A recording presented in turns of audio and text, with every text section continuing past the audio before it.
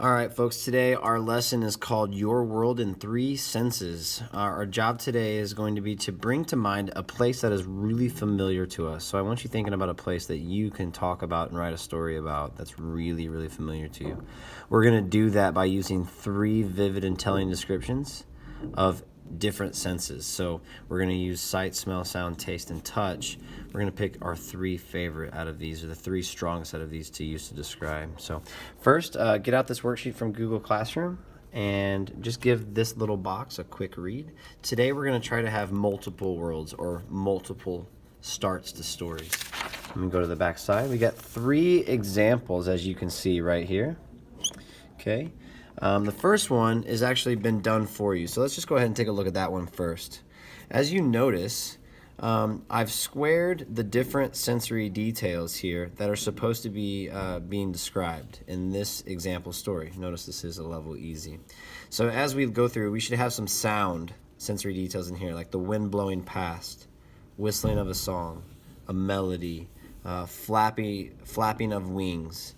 Okay, as we move down to the other one, we see smell sensory details, the ocean breeze, the scent of a salty sea spray, perfume. Okay, so anything that gave us a smell sensory detail.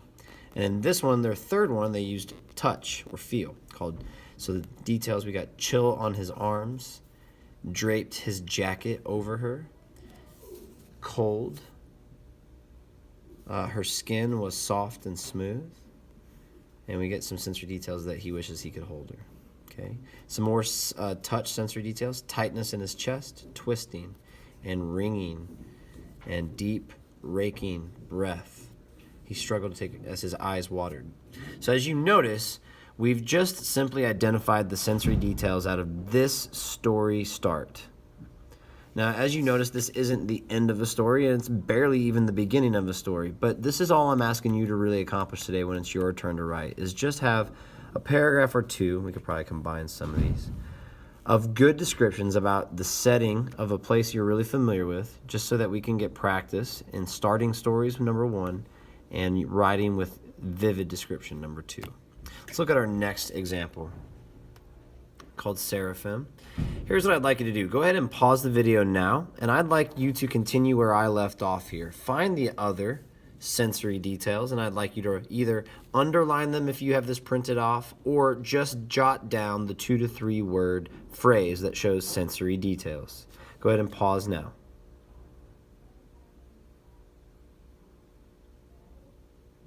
All right, let's take a look. All right, let's go through here and see if we can find some. So if you found in the first example, let's see if I can get this up here. I squeezed them. It was one. Squeeze them shut, talking about his eyes. A million tiny daggers pierced. It's a touch. Cleaved into my soul. Spinning strobe lights. Flickering coronas. Saw a hand reaching out towards me. Palm was stretched towards me. Pluck me. All right, go ahead and check your answers real fast. Go ahead and pause the video, and you can check to see how well it matches with my sensory details. Okay, now that you're done, let's go ahead and move on. And go ahead and pause the video one more time and see if you can do this one. All right, this time I'm going to circle. So I'm just going to put this down real fast.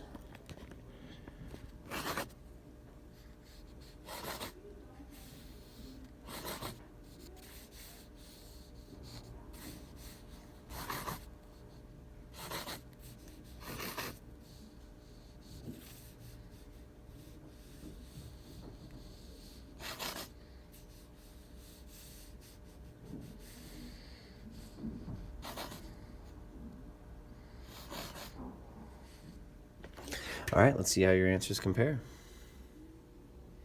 So here we can imagine the sound of a man screaming. We can definitely imagine the noise of arguing. Can maybe picture a cloud of smoke. Can maybe smell, see, or even hear an alcohol-tinted father. maybe even visualize a coma-induced mother. We get a feeling from the buzz of a cigarette, feeling from numbingness of Xanax, and we hear the sigh and the exhale here. So now what we got here is we have 3 different excerpts that have been annotated with sensory details. Our job today is going to be to try to use and mimic these similar types of sensory details in our own writing today. And we have 3 very different examples, but we can share and steal from these in our own writing today. So keep this in mind that we have these details pointed out now, and we can use them to mimic our own writing in a minute. But before we do that, we got to get a warm-up in. So let's go back to the front page. And even if you don't have this printed out, what I'd like you to do is go ahead and pause the video right now, and I want you to make this graphic organizer now.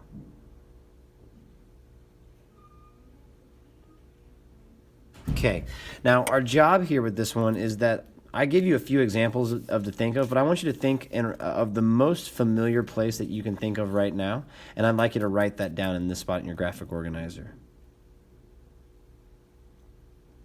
Okay, now that you've done that, what I'd like to do is just spend a little bit of time brainstorming different descriptions of sensory details about that place. So let's just start. I'm going to start with a park, okay? So some sight sensory details of that. One might be the smell of fresh cut grass. Notice I'm not just saying grass, I'm saying freshly cut. That has a certain smell, a visual, maybe even a feel to it. So I want to be as specific as possible with my adjectives and then my nouns as well. Let's think of one more thing for a sight in a park. Bright, colorful playgrounds. Little kids like a bunch of colors, so bright, colorful playgrounds might be something we see in a park. Some smells of a park might be a smoky barbecue. Or even sometimes it's not so good smell. Sometimes we smell an overflowed trash can. We hope we don't see those, but sometimes those can be smells. Ugh. Sounds apart. Probably children laughing will be the first thing that I'm going to think of. Children laughing. Some other sounds might be crowd cheers from a ball game.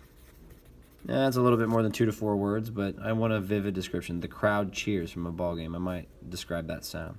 Some tastes of the park might be from the smoky barbecue, maybe like hot dogs or basically any kind of picnic food we could probably think of that might be associated with a park. We're just trying to think of not what the park tastes like, maybe just some tastes that might be associated with that place. So you can think of the same thing. Maybe a bedroom doesn't have a taste to it, but maybe you snack or take food in there sometimes. Or maybe it just smells so bad you can almost taste it. I don't know. We're just trying to brainstorm here. Some feelings of the park. I'm going to pretend it's autumn, so we're going to say crisp, cool air with crunchy, dry leaves in let's put in parentheses, in a pile, because it's fall time. Now, I've only given you 1 or 2 good examples of my park through all 5 senses. What I'd like you to do is come up with 3 good examples of this place, of all 5. And then I want you to pick your strongest 3 that you're going to use and write about that place. And whenever you're ready, I'd like you to get a blank piece of paper. And I want you to write a start to a story just like one of these 3 examples. Now, again, you can mimic this example, you can mimic this example, you can mimic this example if you're having a hard time starting, but please make sure that you're using your place with your details and your 3 senses. The goal here today is to have multiple worlds. So use the same process for a second place. Maybe you want to do a haunted house, or maybe you want to do the woods. But regardless of what your places are, please make sure you spend some time brainstorming sensory details of those. Pick the strongest 3 details, and then I want you to spend some time just writing anywhere from 1 to 3 short paragraphs that just begin a story. Our goal by the end of this lesson is to make sure that we have 2 to 3 really good starts to either the same story that's just that we begin differently 3 different ways, or 3 different starts to 3 different stories. Regardless, we want a menu to choose from as we continue through our writing process, that we can maybe choose our best one from this. Please be ready to hand this handout in that's been annotated, or whatever you did in your notes, including annotating these, brainstorming your sensory details, and then writing your actual story, or your 3 story beginnings. Good luck. If you have any questions, please send me an email. We'll catch you soon. Bye.